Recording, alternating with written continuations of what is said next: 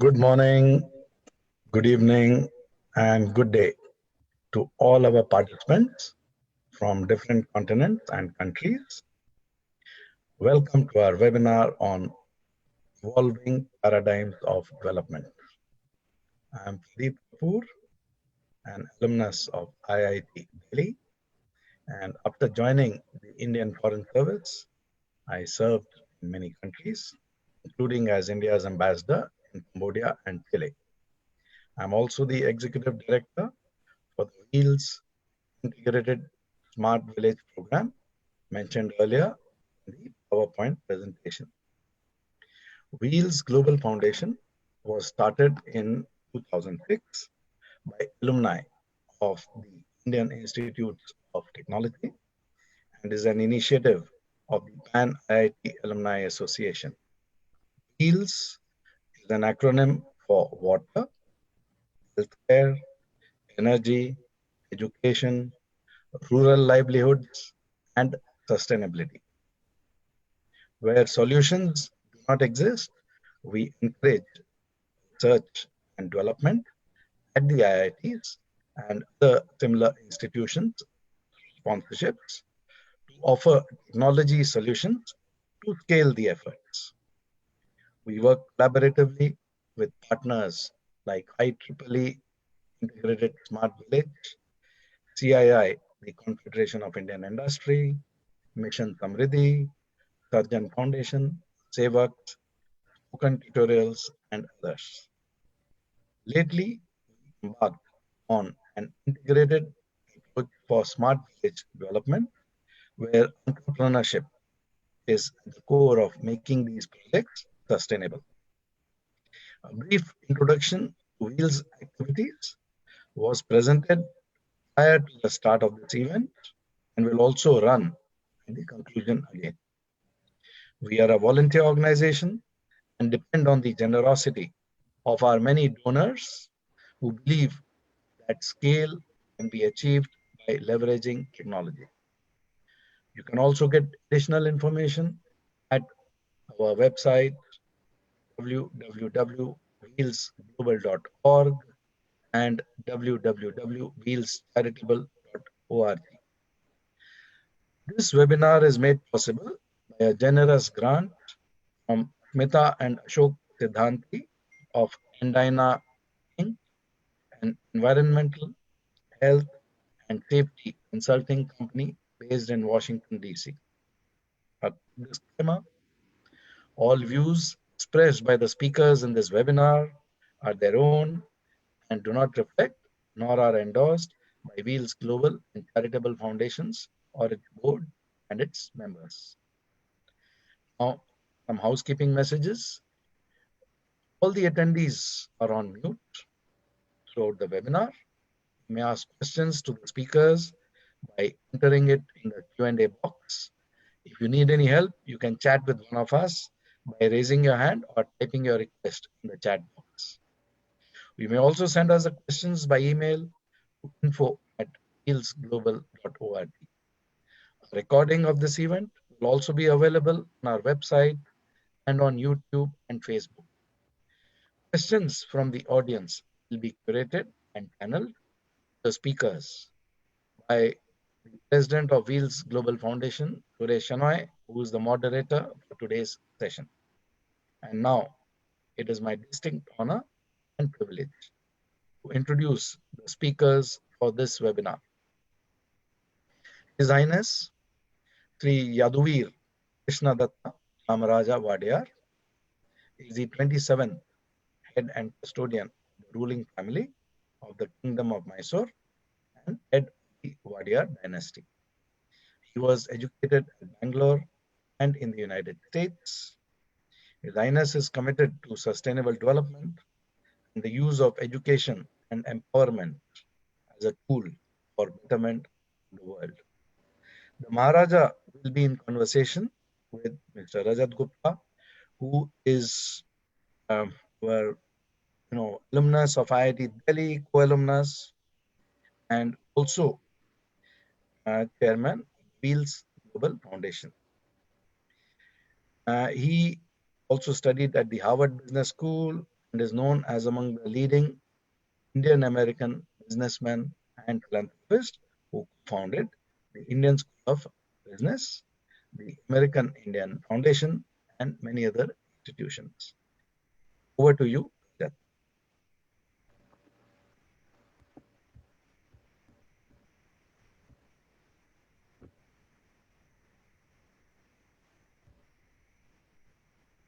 Rajat, okay, thank you.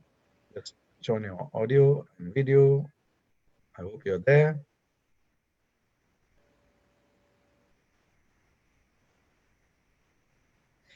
So I think there is some technology issue with Rajat joining in. Oh, he has joined. You have to switch on your audio also. Your audio is on mute, Rajat. We have to unmute. Maybe Yagya. Unmute, okay. Now you're Now you okay. hear me? Yes.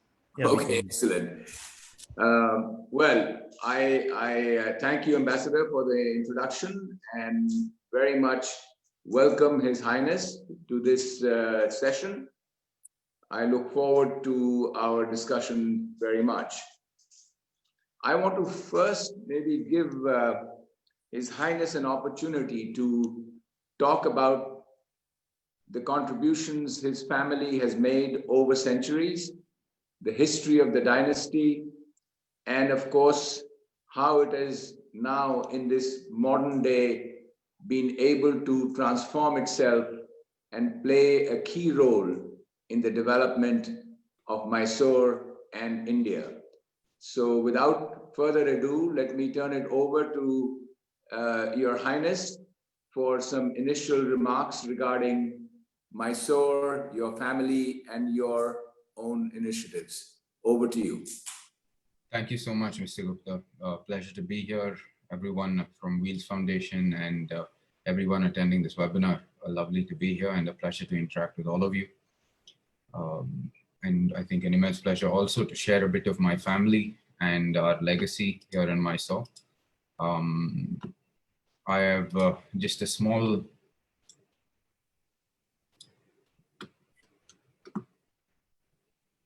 slide which everybody can look into, which will elaborate further on our legacy and our Mysore history.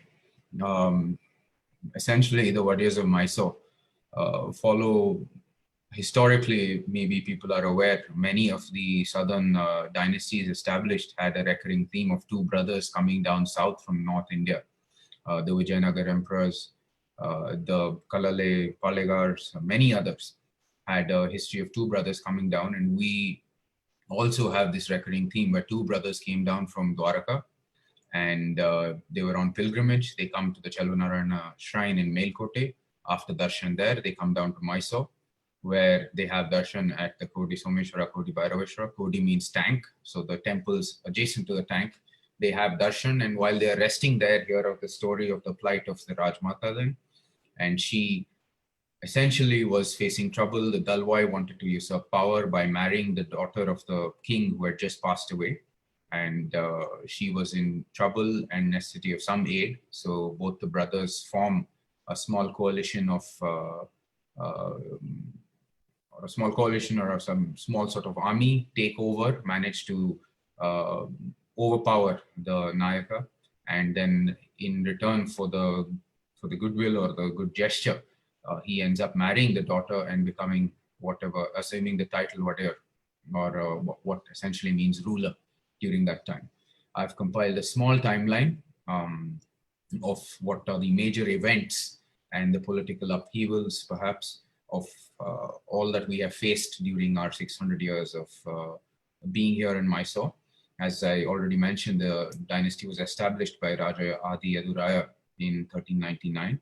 And during this time, we were vassals to the Vijayanagar emperor.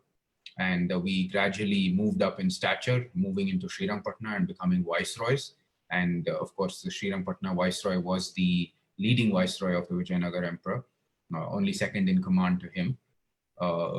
As the Vijayanagar empire started to disintegrate and lose its hold over the Deccan, Mysore eventually became an independent absolute monarchy.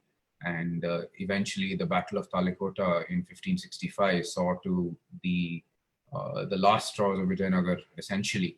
And we were able to completely consolidate power during that time and become essentially the cultural, political, and successors to the Vijayanagar Emperor. During this time, the zenith of our sovereign era was under Chikdev Rajwadiyar in the late 1600s. Major territories were added in, including Bangalore, and further up north all the way to Shira, and further down south all the way to Trichinopoli, and really a vast empire, not very far from what the whole Mysore region was. Eventually, this, as all dynasties go through a time, there were many boys put on the throne who were incapable of ruling, and Dalwais would usurp power. And one such who really was able to consolidate a lot more power was a Dalwai by the name of Hyder Ali, who came from the township of Shira. And he and his son Tipu Sultan, who is of course infamous across the board, had a tremendous success during the late 1700s and were able to thwart many efforts of the British to consolidate power. Nonetheless, an ancestor of mine, Maharani Lakshmani Auru, who is also from my biological household, was able to thwart all of the aspirations, essentially, of them by getting some message across to the British of her plight and of what she was undergoing in Srirangpatna, being a prisoner of Tipu. Eventually, this led to the kingdom of Mysore being restored to the Wadiyars in 1799, and her grandson, Mummadi Krishnadatta III, being seated on the throne. At this point in time, it is very pertinent to note that Mysore, the kingdom of Mysore, modern-day Karnataka, had undergone 4 Anglo-Mysore wars.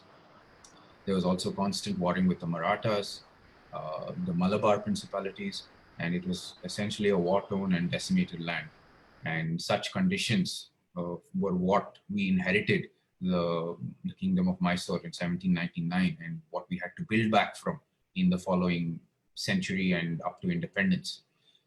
Mummadi Krishnadatta put into place a lot of the efforts, and he underwent a lot of, it was essentially quite a lot of time of hardship, because we had to pay back for essentially a very, what would in today's terms be termed a unfair treaty, wherein we had to pay for the war expenses of the British.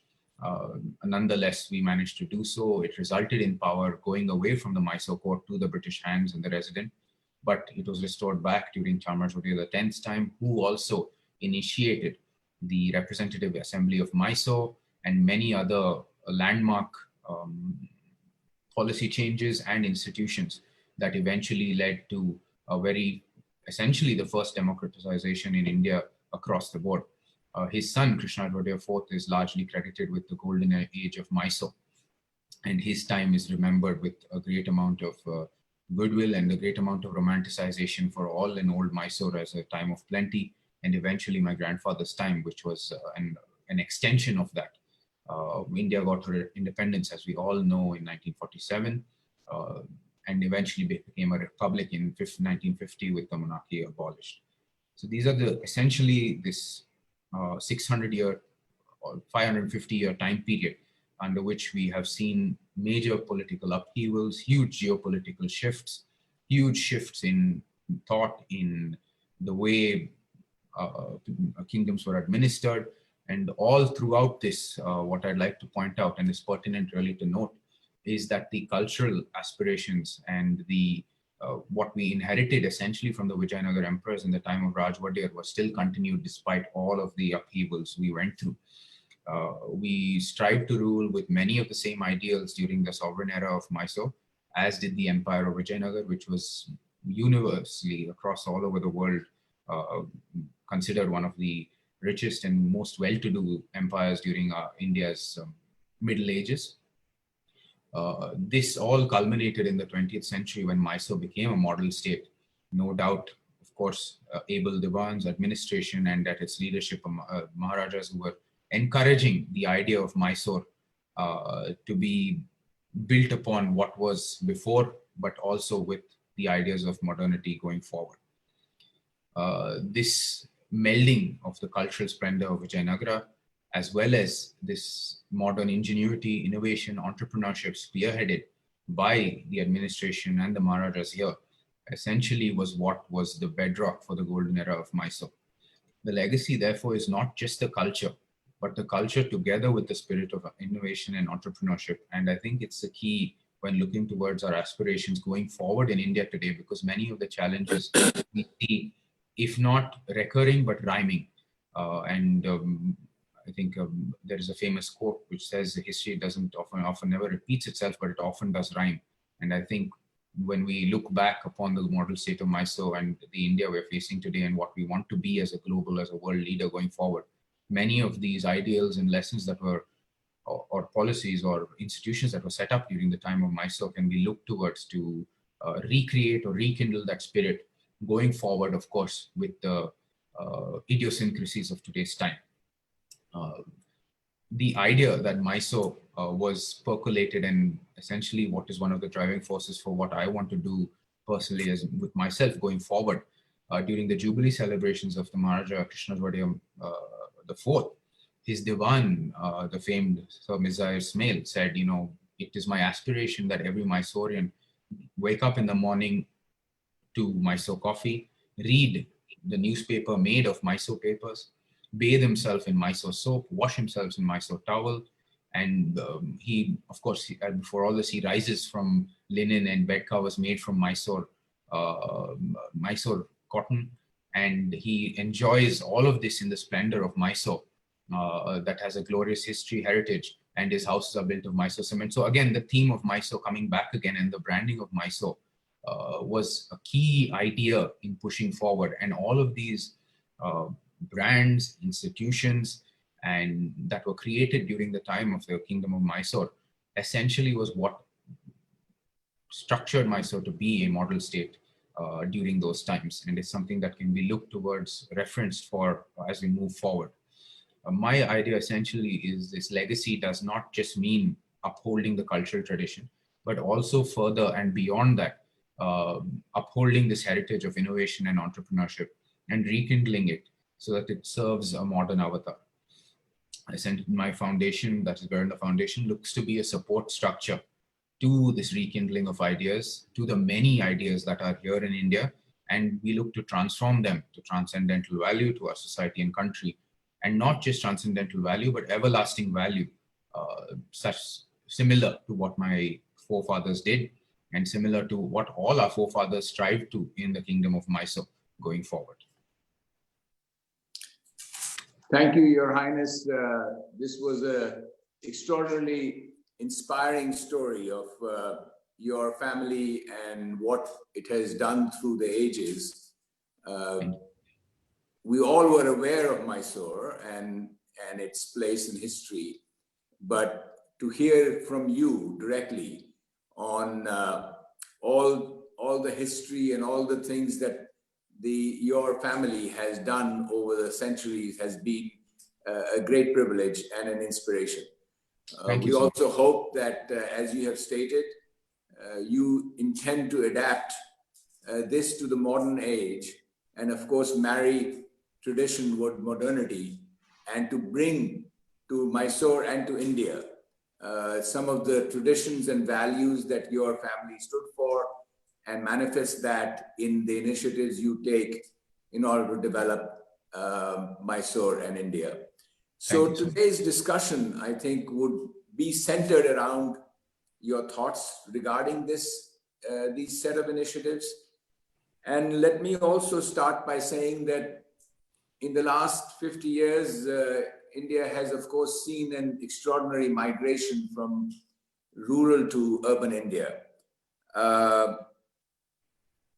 I want to maybe in this discussion first start with a bit of an emphasis on rural India, because still it is a very significant part of India. More than a majority of our people live in rural or semi-rural settings. There is an extraordinary need to improve their lives, their standard of living, and their ability to cope with all the issues that they have to deal with. And I think you have taken a lot of initiatives related to that, you are committed to the development of the rural population. You're committed to reducing poverty, development, reducing the stress on them, reducing suicides, and so on and so forth.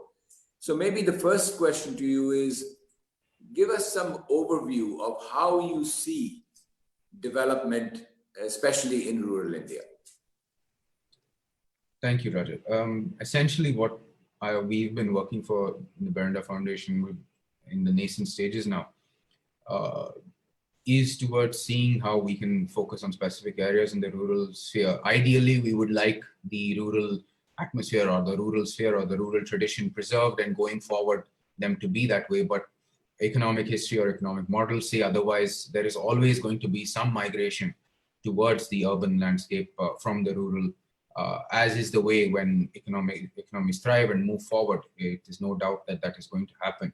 Nonetheless, India being still primarily agrarian, there are several issues, and I think some of this migration we can perhaps combat or preserve a means for them to extend their sort of the supply chain that they have in the rural sphere. One of the initiatives which we are doing in the cotton sphere is one, recognizing the fact that India has 2,000 indigenous varieties of cotton, and then bringing that back into the rural sphere and making them understand that we should be growing indigenous cotton rather than BT cotton or other imported cotton that has come in. What this does essentially is reduce their use of pesticide, which is damaging the soil, running into the rivers, damaging our water, but also at the same time reducing costs for the farmers. But this is still not enough. What we need to do is move them up the supply chain, not just growing cotton, but actually converting that cotton into material. The great movement of India, I mean, our entire freedom movement was the central product was khadi. And we know that essentially this being the product around which our independence movement was taken forward, it would be a great starting point for us to re-inculcate this in the rural sphere here in Karnataka and have them bring up the supply chain and have mills, or even we are working towards a machine which will be essentially all labor on power of labor itself go forward, so that we have actual employees that do not require mechanization to a great extent, but so that this remains in the rural sphere and remains to be an employment generator beyond the fact that they are just growing cotton. So this will be, I think, a means that can be put across to different spheres, not just cotton, other agrarian produce as well. And we look to us to be a model for this going forward. So perhaps this idea, one, of again coming back to Indian indigenous varieties so that costs of farming come down. And secondly, above that, making sure that they have more of the supply chain incorporated within the rural atmosphere. Wonderful, wonderful thoughts about further vertical integration and not stopping at just the commodities that the agriculture produces. I think it's an excellent idea and has many forms in many of the products you're talking about. Related to that, of course, is access to markets. The whole idea of increasing the agrarian income or the income of the villages is central to their development, because it has to be a self-sustaining model.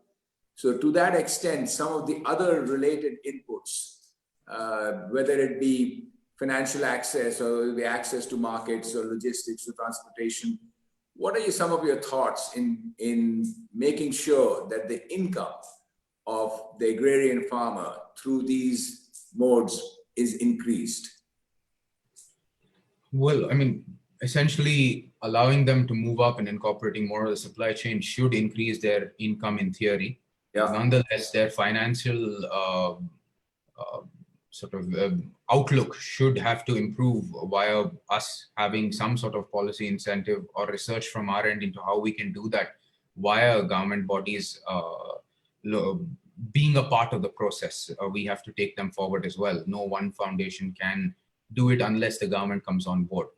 And that is what essentially the Bherunda Foundation wants to be, is a networker, a facilitator moving forward and connecting these dots. I think the ground reality with what is happening at the urban centers, melding these two together will be what will essentially power this access to them and ensure that their income is continually increasing. What you've talked about, and you mentioned it earlier, is a culture of entrepreneurship that needs to get established amongst the rural population. The fact that they feel empowered not only to just till their land, but to take entrepreneurial initiatives to forward integrate into the supply chain, or to create other products, or create other ancillary industries that support themselves and outside. What are your thoughts about creating that entrepreneurial culture among the rural population? It's very much key. There are a great amount of ideas, the great amount of labor in India, the great many minds in the rural sphere. Unfortunately, I think connectivity is something that is key. Also, a means of how they can convert these ideas into something that is tangible is the key aspect here. And courses that encourage entrepreneurship, or how to be entrepreneurial, be innovative, or take your ideas to the next step will be a key course incentive from what Bherunda will have to do going forward. In the rural sphere, from the little bit that I've been able to move around, what I've seen is largely the means of education has been the same for a long period of time. Modern ideas, modern means that are open to what is essentially the urban sphere hasn't percolated down in the rural sphere. And the greater population and the greater youth being in the rural sphere, access to this will be key going forward. Let me just say, after all these efforts, and agricultural productivity in India today stands at roughly 1/10 of the US and maybe 1/3 of China. So while some of these things are very important, how do we actually increase the agricultural productivity? And some of the reasons have been lack of proper inputs, education. Some of it has been, of course, small land holding, so that it's a subsistence farming idea. Then, so in fundamentally, the productivity of agriculture has to be improved. Any thoughts on that particular topic? Beyond, of course, the integrating a greater supply chain. Yes, of course, that. And I think what we really need to do is, from the academic side, I don't believe there is very much research, or very much development, R&D in that sense, wherein there is a body or an institution, an academic institution that is exclusively looking at how we can increase agrarian produce in India, given the idiosyncrasies of the Indian rural sphere, or the Indian agrarian economy. That is something that is key going forward. Of course, the points you already pointed out, plus this should be the ideal amount of input required to increase agricultural yield.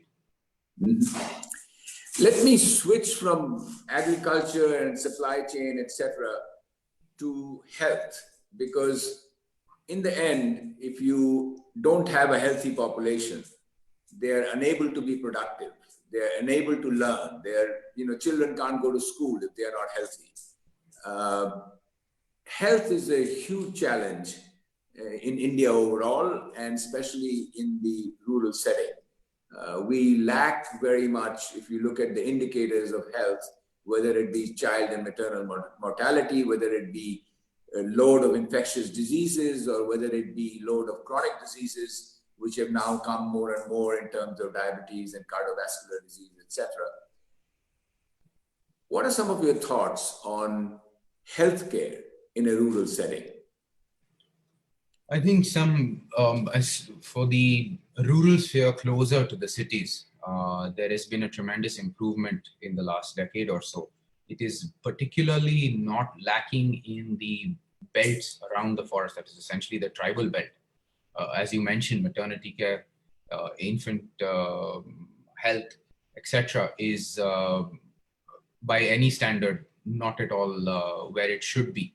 And this, of course, is one of the key areas which we will have to tackle if we are to bring everyone along. When you look at the healthcare industry in India and the way it is moving, to a great degree, it is the government is taking a great part in sort of ensuring that it is accessible to all. Policy has reflected that, especially in the availability of medicine. But there is a large lacking of connectivity, which creates a lot of issue, especially when it comes to maternity care in the tribal centers, which is one of the areas of focus we've been having. Mothers just don't have access to a hospital. They have to go a long way. Their spouse or their husband has to be at home, and he has to be the one to take them. Cabs are tough, obviously an expense they cannot afford. Nutrition, vitamins coming in isn't what it should be. All of these add up to tremendous problems for them, and what is essentially the issue at its core for maternal care and infant health in the rural sphere. And them growing up and with all of these issues and the lack of all of sort of a holistic diet and the means and access to good health care is what causes not just malnutrition, but also further on health issues going forward in their lives, which obviously will take away from what they can do and how they can contribute to society. So it's a key area that needs to be fixed, and that we hope to see, done via many foundations coming together. Let me ask you, especially true in this age of COVID, when we are going through all this, the role of, universal access to healthcare is a human right. And I wonder whether this COVID crisis is a catalyst for waking up to the need and to deploy technology.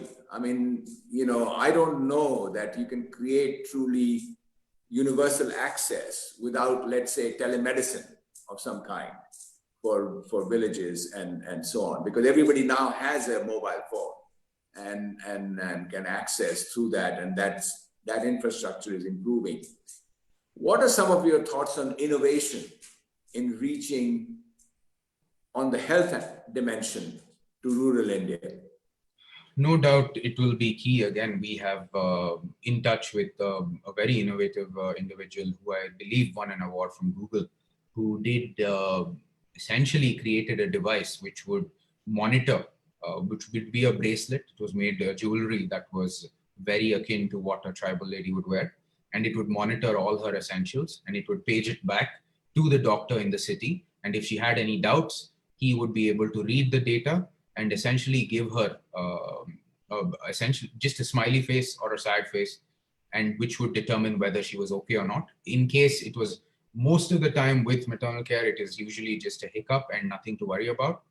And when they get that confirmation from the doctor over their mobile phone devices, which largely the mobile phone has percolated all the way down to the very ends of society in India, when they get that message, they get reassurance and they don't have to worry. If they do get sort of the sad face, they can make an appointment via the mobile phone itself and come and see the doctor. So innovations such as this, which will be key moving forward in essentially making sure that communication is there. Doctors are able to communicate, are able to give speedy replies and diagnose or essentially say, okay, you are fine, you don't need to come in from a distance. This is essentially what is the key necessity of the time, and technology will be that transcendental thing that powers this. Let me ask you a question regarding governance. A village is a community, and it has its own traditions and so on. What is your views on the current governance model in villages, and whether it empowers everyone and actually acts in the interests of the development of the village, whether the panchayat system is working, or are there ideas you have on how to get everybody involved and how to improve governance at the village level? Well, the panchayat system, as we all know, has been one that has been there from ancient times, one that was encouraged by the founding fathers of our country, and one that is, I think, here to stay. I have no issue with it. I think largely it does good work, but I do think to some extent it needs to be modernized. There need to be more input from an external player, some sort of urban landscape wherein is taking an active part in that rural sphere, perhaps someone who has moved from that rural sphere to the urban sphere and being a representative or a bridge between them two.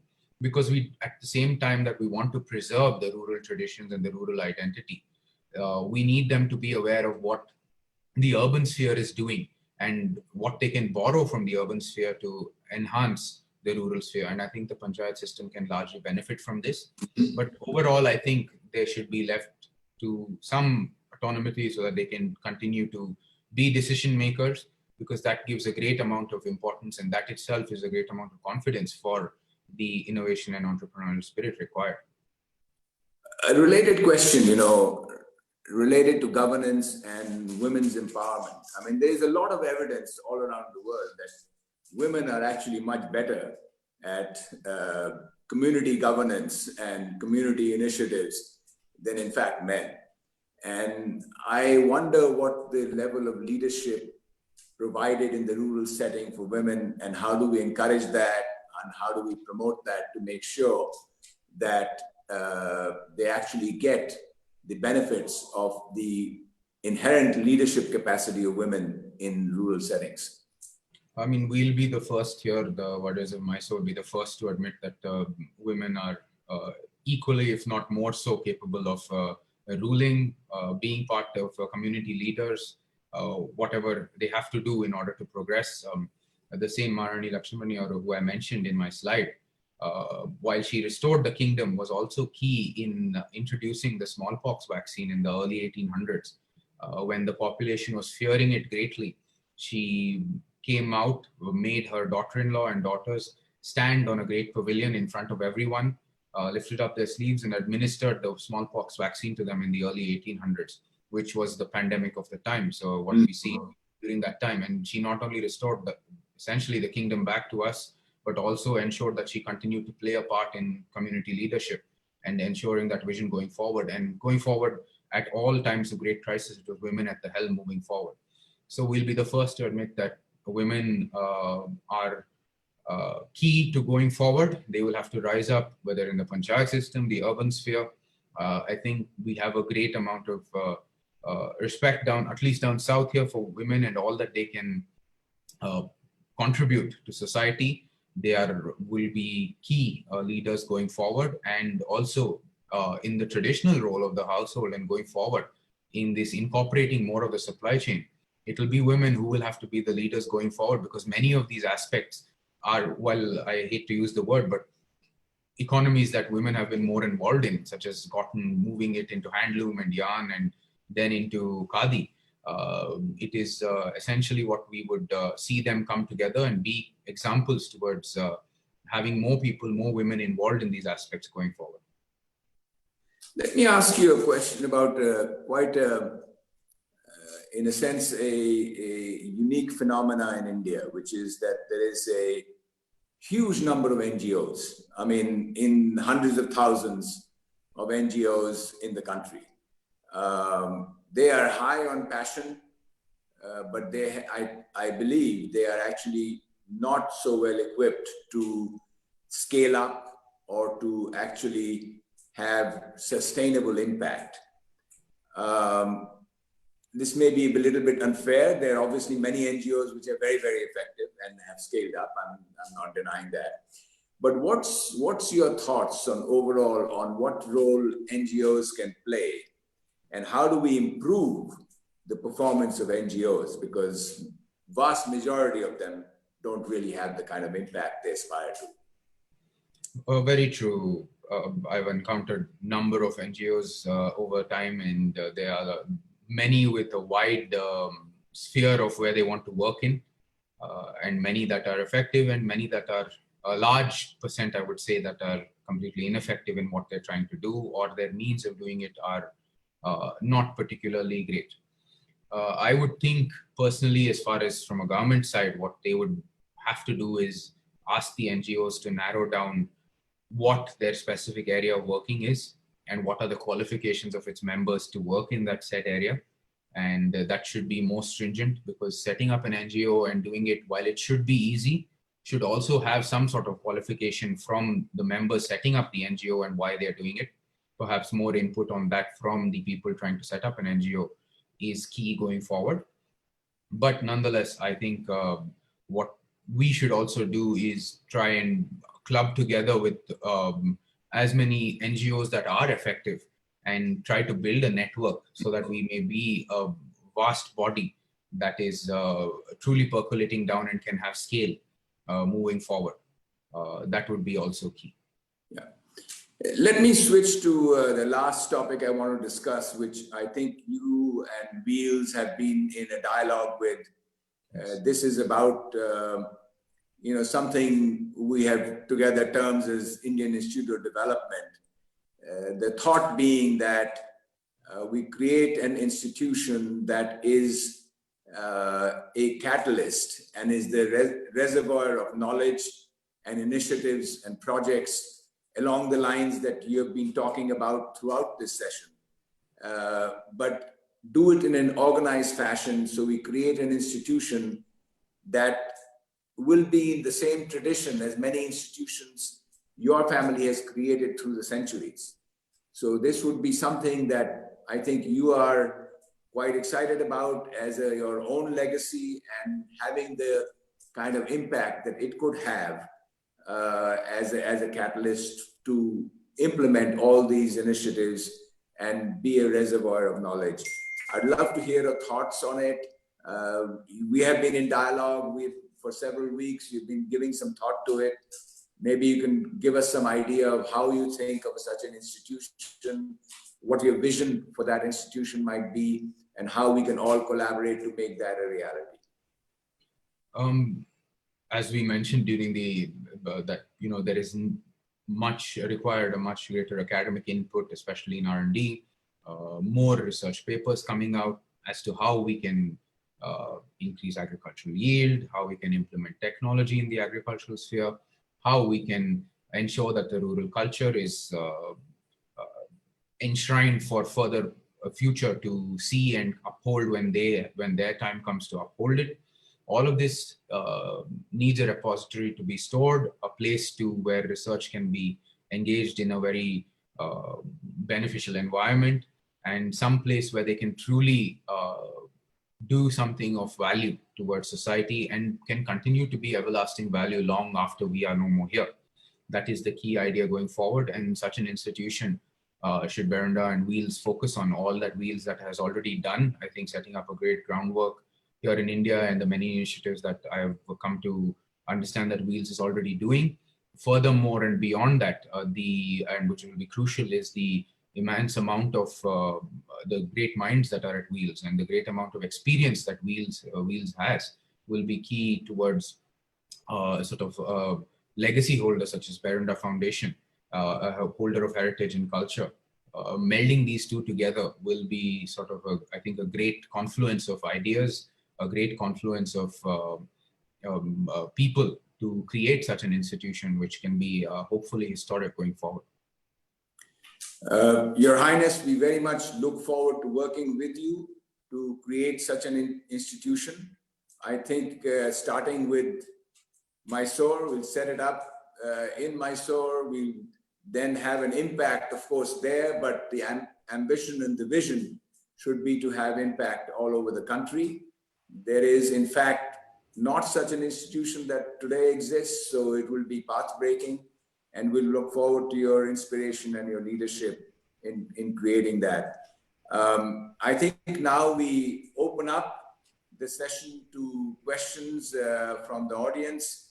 I again thank you personally for this wonderful dialogue that I'm sure all of our listeners have got a lot out of. And I turn it over now to Suresh to moderate the questions regarding today's session. Over to you, Suresh. Thank you, Rajat. Thank you very much. I think, okay. Thank you very much, Your Highness. These are wonderful and excellent insights.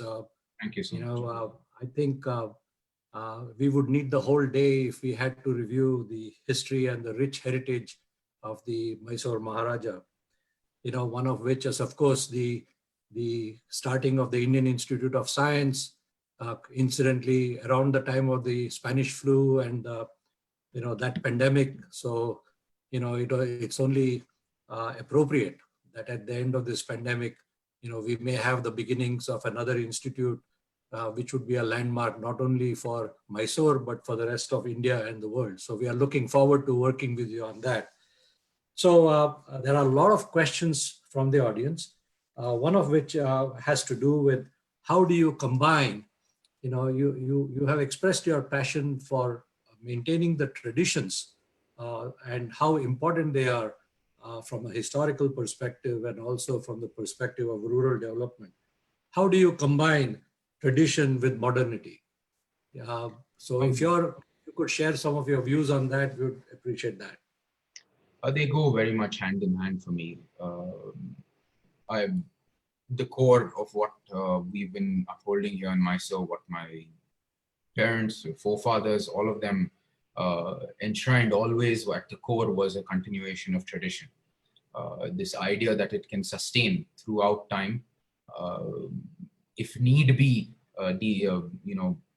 bend, be flexible, but at the same time, at its core, be as strong as the strongest of pillars. Going forward is, I think, truly key to what we do here in Mysore. How it melds into the modern world, I think tradition has greatly seen, at least in my generation, in my youth, a great amount of appreciation from my generation. It is what I think gives India its vibrancy, a unique perspective, its exoticism.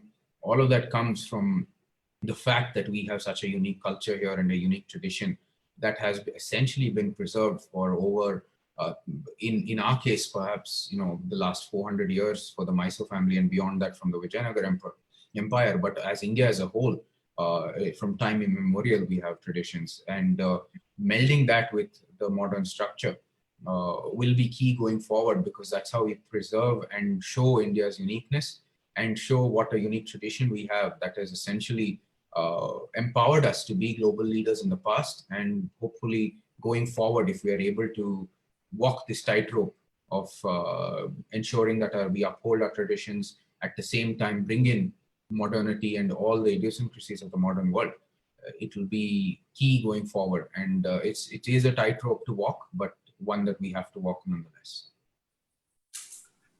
Well, thank you.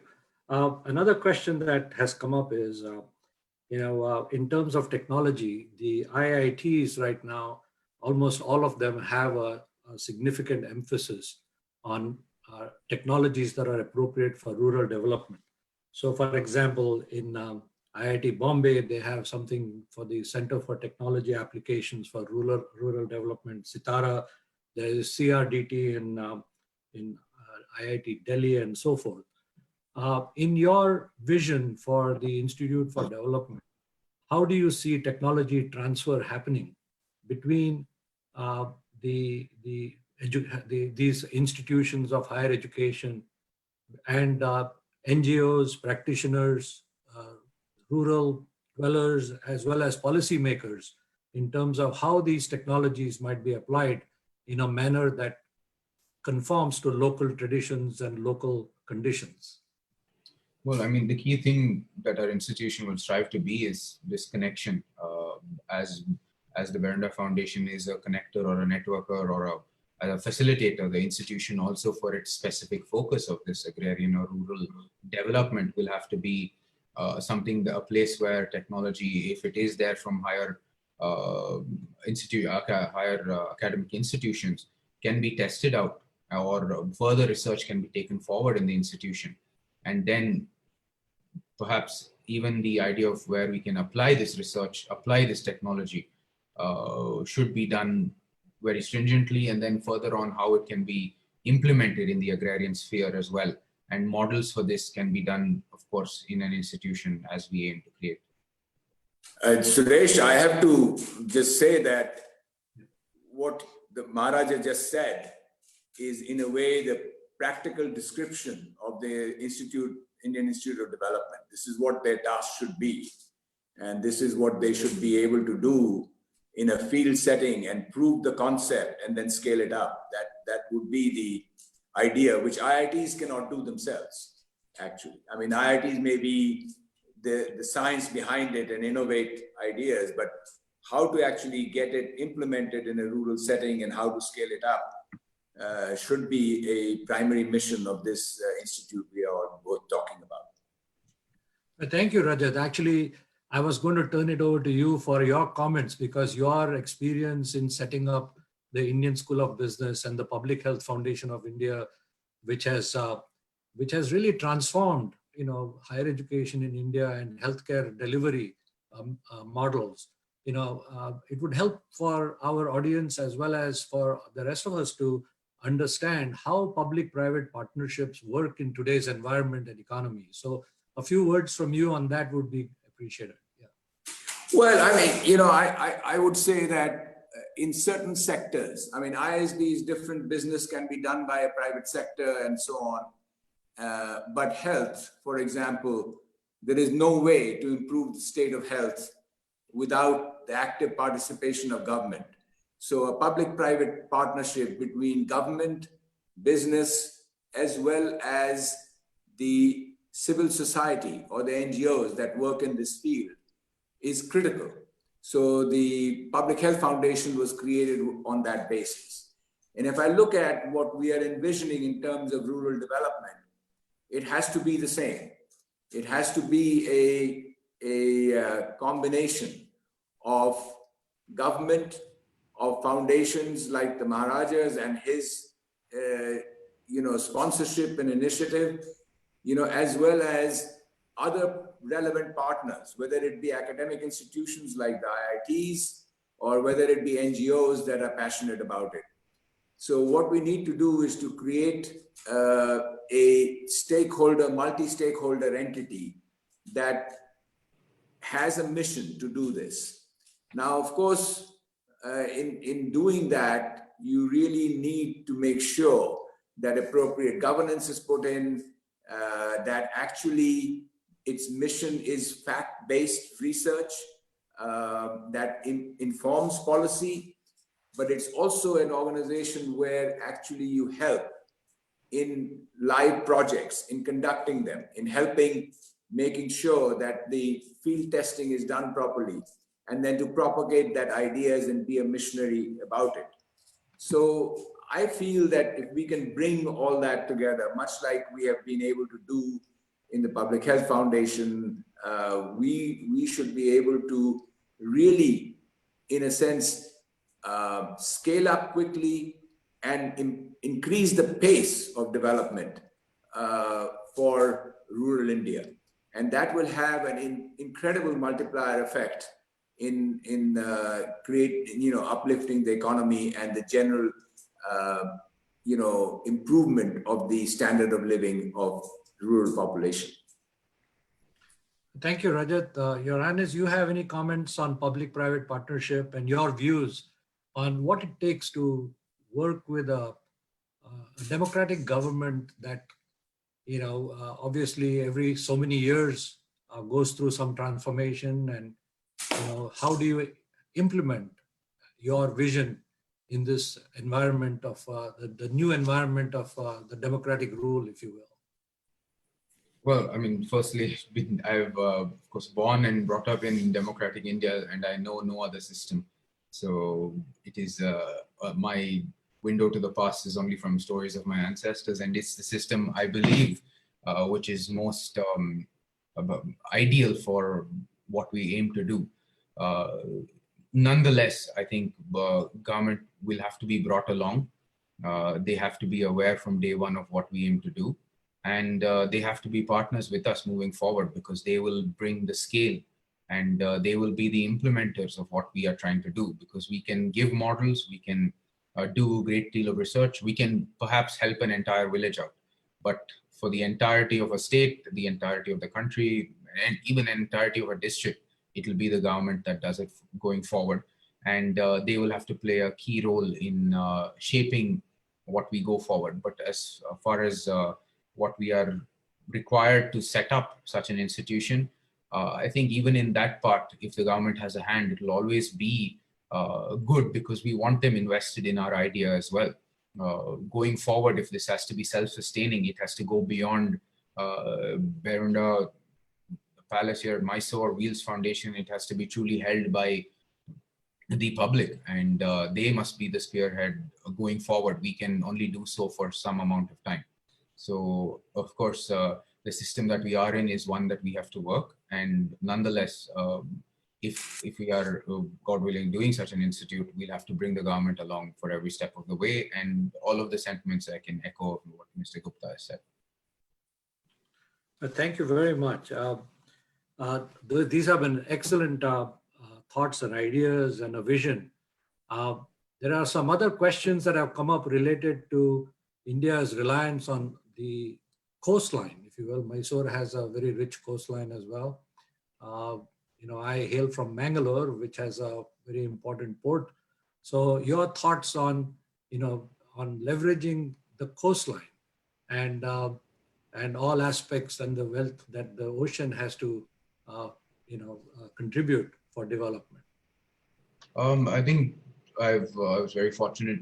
One of the things I've been most fortunate about after assuming this responsibility was really touring a lot of the parts of Karnataka, which I'd really never seen by road. And one of the areas which I've always loved is the South Kannada, or Dakshin Kannada, as they say now, the district, which includes Mangalore, Udupi, and even North Kannada. And it's truly a lovely area, and one that is, well, rather selfishly, I would say I like it that not many people go there. But of course, going forward, and if they are to be empowered, we must see means of which we can exploit is the wrong word, but essentially showcase what this great area has to offer, not just, I think, hospitality or travel tourism wise, but also in a means of the expertise they have tremendously in helping out towards industry. Shipping ports wise, of course, Mangalore already operates somewhat of an important key port for Karnataka, but further development of it will be key. From a standpoint of conservation of wildlife, India has absolutely no, not absolutely no marine biologists, or there are very few marine biologists, and the marine sphere, the biodiversity which we have around the Indian coast is largely unexplored. That will be key going forward.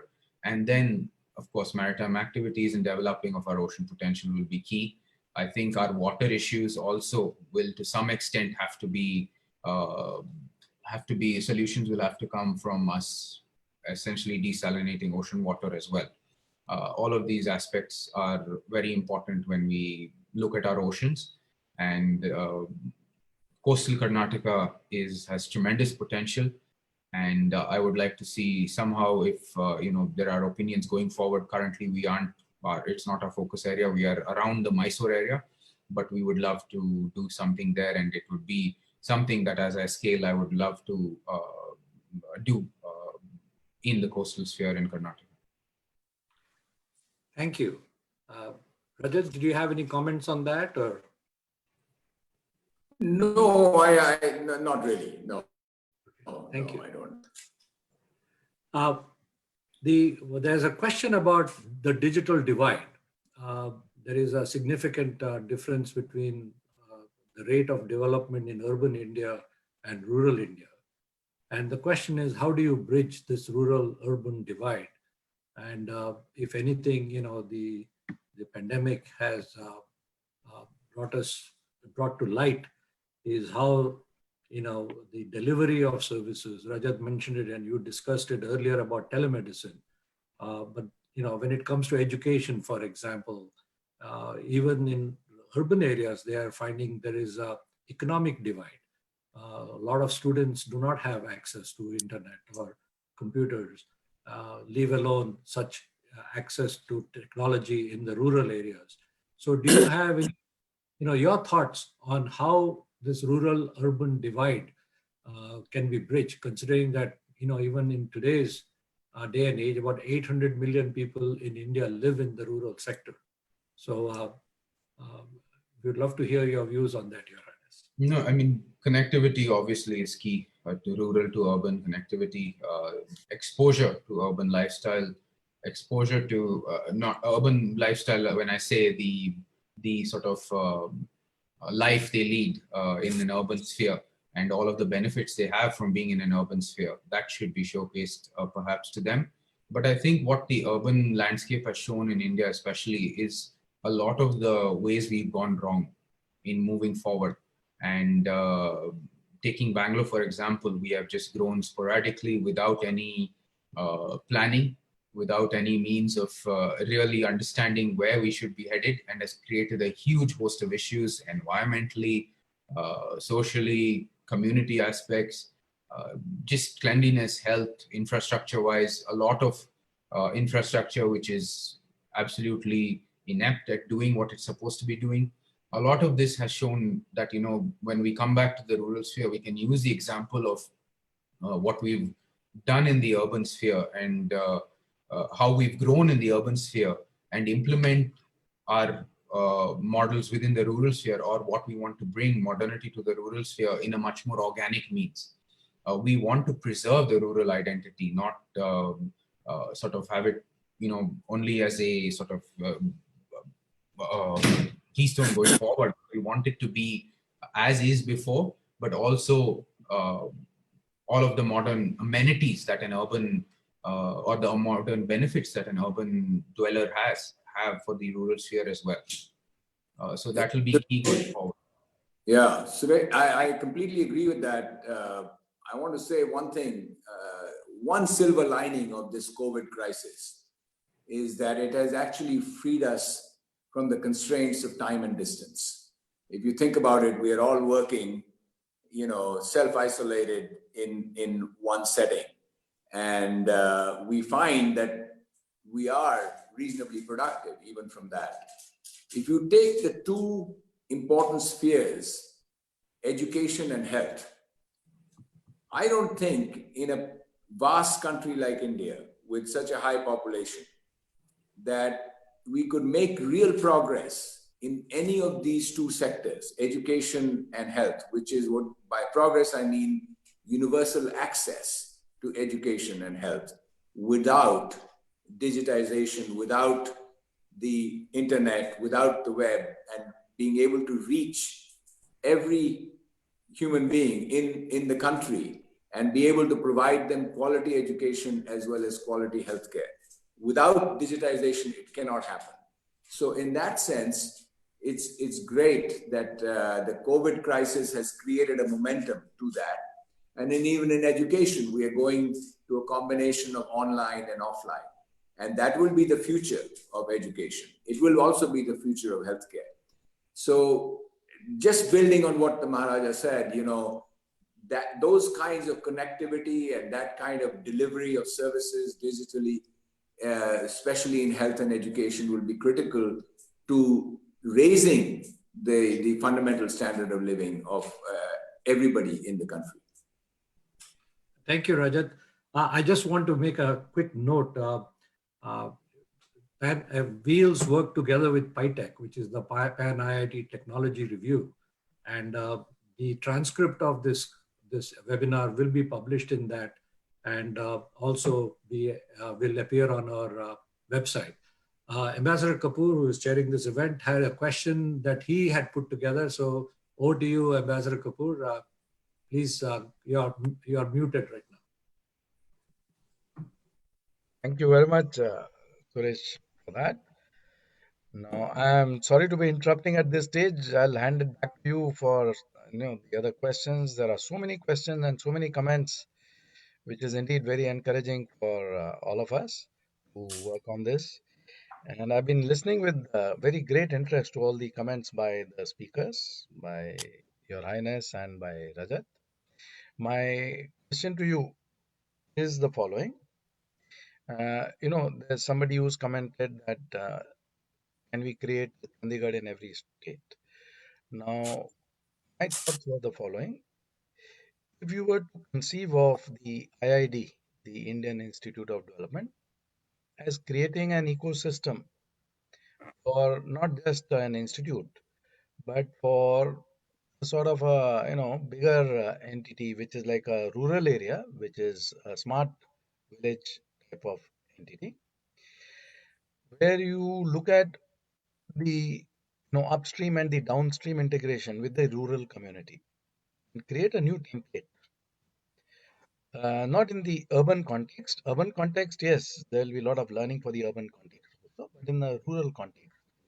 Now, is that, a sort of a thought which will be exciting for you, Your Highness, and for the others? The other aspect is that how do you also think of, creating the ecosystem so that there is sufficient entropy among students to be keen to join an institution like this, just like when you announce the joint entrance exam for the IITs, the numbers who register are in lakhs and lakhs, over a million.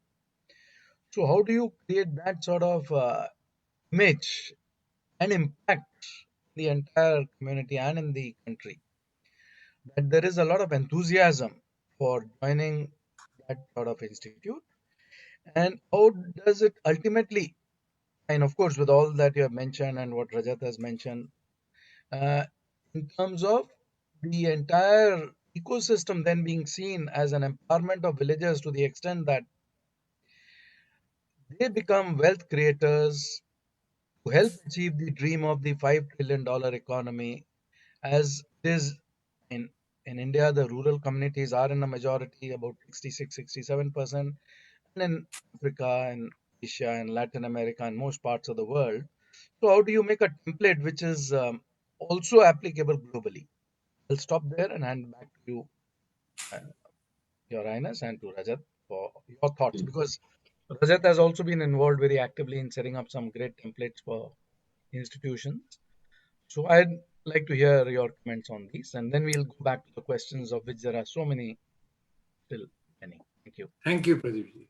Your Thank Highness, your thoughts on that. Yeah, thank you very much, Ambassador. So, from your first question, I think obviously scale should be something we should look at from day one. If anything is to be achieved, we have to scale towards not just one district, but the entire state, if not the entire country. So we should always aim high, and I think that will be key going forward to be an institute that has everlasting value. Secondly, as far as encouraging students to be a part of this and continually to be a part of it, I think one thing I've realized whenever I've interacted with my generation or older generations, the idea, perhaps because of the diversity of our country and unique identity each and every village has, there is always students, be it students or even the elders that I say, the idea of giving back to your community or giving back to your village where you are from in India is very strong. So such an institution that gives young students a means of understanding the way by which they can contribute back to their community, contribute back to their village, contribute back to the rural ecosystem will be a great pull in itself and a great marketing tool for us as an institution without having to do anything. Lastly, I think when we build such an institution, or hopefully, God willing, when we start to consider doing such things, we must taking in all these aspects of scale and ensuring that students come forward. The legacy that I said, always everlasting value going forward, and the idea that will be sustained, self-sustained without us being there is key. And that is something that I feel every institution should aspire to going forward. The idea that it can last beyond you is something that is what is key for any institution or even a country or any such state going forward. I want to underscore everything the Maharaja has said, but build on one aspect of it, which is, I think, while it can start with,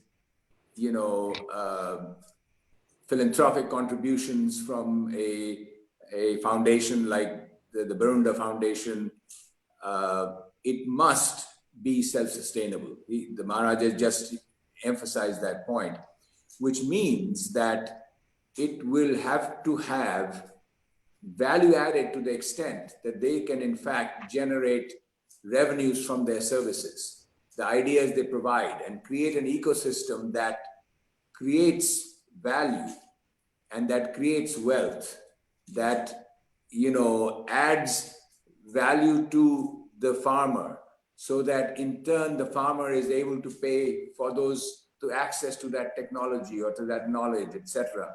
And in turn, the institution becomes self-sustaining. I think institutions that just rely on the philanthropic contributions of anybody is not likely to sustain over decades. So one of the things that is very important is to make sure that we architect the institution in such a way that it not only is a reservoir of knowledge and does research, but also provides services and technology that can be monetized for the benefit of the institution. It's a not-for-profit institution, so everything it generates gets plowed back into the institution for the benefit of everyone, but it must be self-sustaining. Thank you so much. Thank you very much, both of you. Back to you, Suresh, for continuing with the plethora of questions and comments. Thank you. Thank you, Pradeep. Thank you, Your Highness and Rajat, for those wonderful insights. As Ambassador Kapoor has mentioned, we are getting a flood of questions as well as offers for helping us, which is very much appreciated. I think we are going to make a note of it and get back in touch with all the folks who have offered their generous help.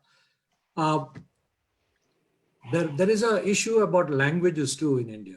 You know, there are as many as 300 dialects.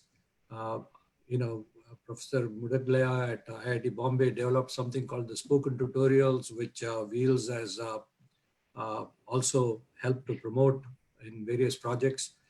How do you bring this diversity together, where people speak different languages, different you know, dialects within Karnataka itself? You know, I'm sure that there are, you know, umpteen languages. So in terms of development, you know, what do you think is the role that you know, such technologies might play, and how you can bring you know, the knowledge transfer among this diverse population? Any thoughts on that?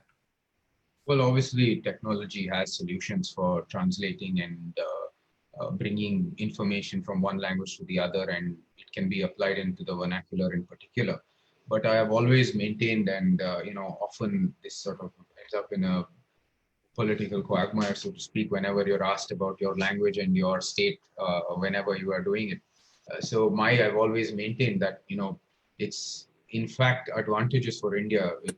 A lot of research has shown that people living in the middle of the EU benefit from the fact, I mean, their brain development, etc., is much more ahead when it comes to the fact, because of the fact that they know so many different languages, and it helps them in fact move forward. So India has that already inbuilt from ages bygone, the fact that we need to know 4 or 5 different languages.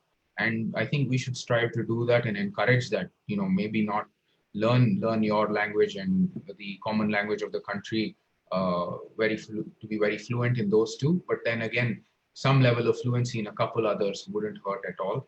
I think that will add to our overall capacity going forward, the ability to do so. And of course, technology has many solutions for our language barriers in India. And we have moved, even though through our history, we might have been different states within the idea of India has remained constant throughout. And we have sustained that for ages before, and we will sustain it going forward as well. Thank you very much. Rajat, any thoughts on bringing these? No, I think the Maharaja has said everything that needs to be said on the topic. I agree with everything he said. Excellent. We are coming up on almost 90 minutes of this meeting. So Rajat, your final thoughts, and then Maharaja, you know, in your concluding thoughts, and then we'll turn it back to Ambassador Kapoor to bring it to a conclusion. I think I'm going to yield the floor to the Maharaja. I mean, there is, we have had touched on so many topics to summarize it is difficult. The only thing I would say is that I wholly endorse the idea of this kind of a, you know, center of excellence of institution, and with his help, I think we are all ready to implement such a thing. So I fully look forward to that. Otherwise, let me turn it over to the Maharaja for any closing comments. Yeah, thank you very much for Wheels for coming forward and helping us along and providing all the input and being so generous in helping us out towards building such an institution.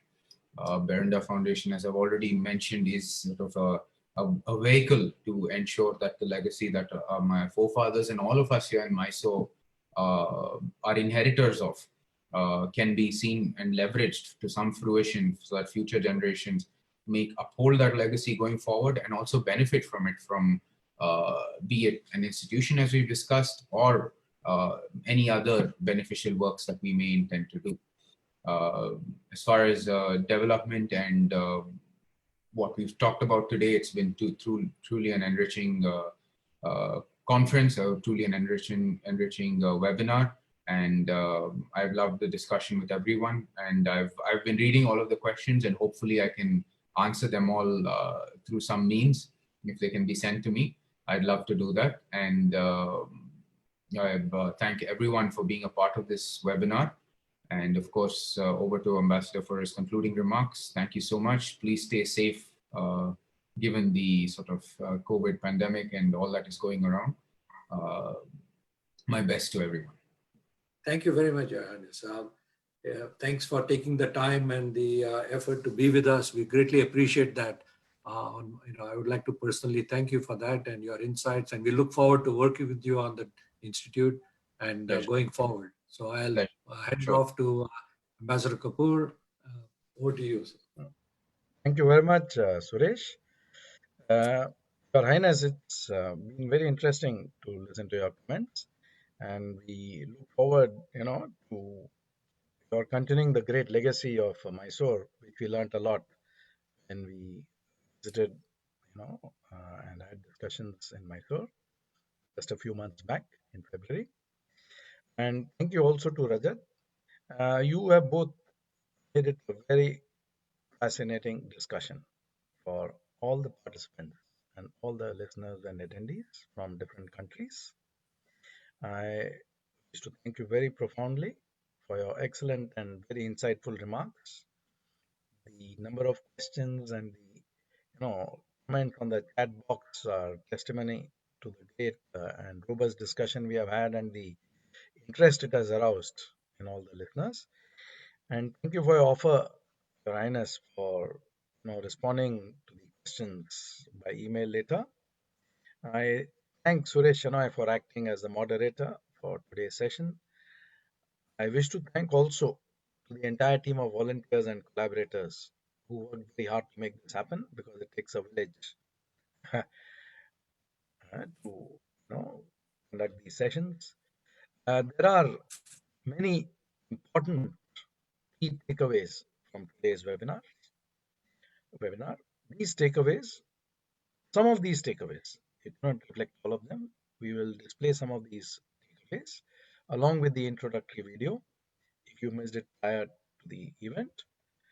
A link to today's event and the recording will also be available later on our website www.wheelsglobal.org and www.wheelscharitable.org, where there is also a donate button. Finally, thanks to all the attendees who joined us on the session and made it so very interesting for us to have this great discussion today. And we hope many of you will join us again for the next webinar in 2 weeks on Friday, August 7th. Our speakers will be Arjun Malhotra, founder of HCL, Headstrong, and other companies, and Dr. Raj Shah, founder of Smart Care Doc, and Amit Khare, CEO of Volco. What will they be talking about? Technology applications for rural healthcare. Again, a very interesting subject. Stay safe and keep well. Enjoy the rest of the weekend. And back to you, Yagya, for running the PowerPoint again for those who missed it earlier. Thank you, everybody. Thank you. Thank you so much, everyone. Thanks. Yeah, we are now sharing the takeaways from this webinar.